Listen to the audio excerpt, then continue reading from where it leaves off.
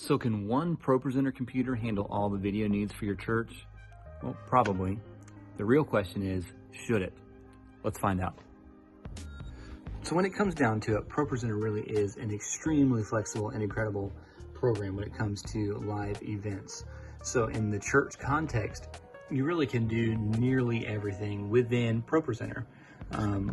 You can have your announcement pre-roll beforehand, rotating through automatically. You can have your countdowns in here. You can have your overlays for your different items that come on screen, your name slides, your timers, whatever, popping up on here. And then of course you can have videos, you can have lyrics for songs, whatever you need can exist within ProPresenter. One of the common things that we see a lot is using ProPresenter, one instance of ProPresenter for all the things. And while it can work, and while it usually does work, the issue is whenever something doesn't work, now who is feeling the effects of it? And so what I mean by that is, let's think about what ProPresenter can do. Let's say that it's displaying lyrics on screen. Let's say we're throwing lyrics on top of cameras that are happening in the room.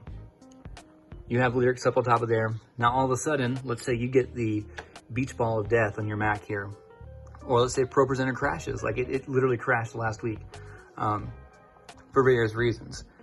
Now, if that were to happen, the folks out in the room now are all of a sudden going to see various things. They might see your desktop keyed over the cameras here. They may see nothing keyed over the cameras. They might the lyrics might just disappear for a while until you can get ProPresenter up and running again. But either way, the people in the room, in the audience, looking at the projectors, looking at your wall, whatever the situation is, they're going to lose that content that was up there. Now it gets even scarier, worse, if you're playing a video at the time. Let's say that you have a video going, and then all of a sudden your computer decides to lock up, freeze, crash, whatever the situation is. Now, something that was taking up full screen video on your projectors out there, now all of a sudden has frozen, has locked up. Now somebody on stage has to all of a sudden make a pivot and make an audible to move away from that video while you figure out what's happening with ProPresenter back here. And then once again, who's paying the price for that? The people in the audience, in the main auditorium. And so for me, the best thing you can do for ProPresenter, because here's one thing, we cannot necessarily solve crashes and lockups because it's a computer. Even though it can be a nice computer, you're going to have these types of things happening.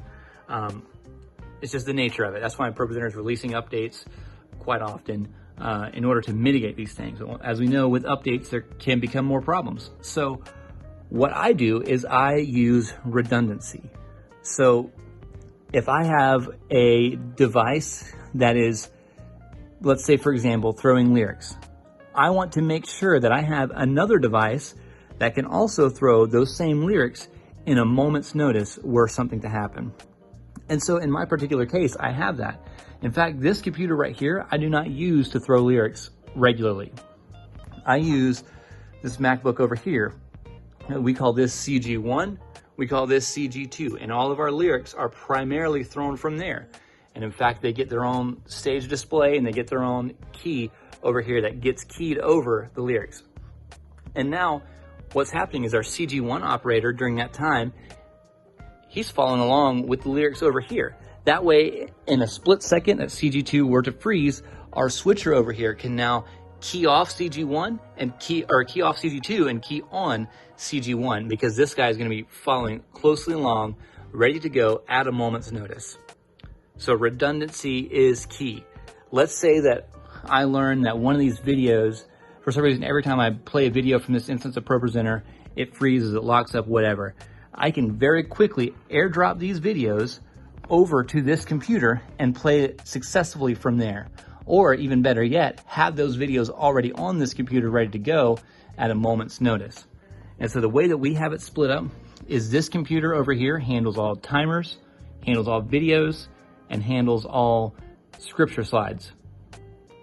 This computer over here handles all lyrics.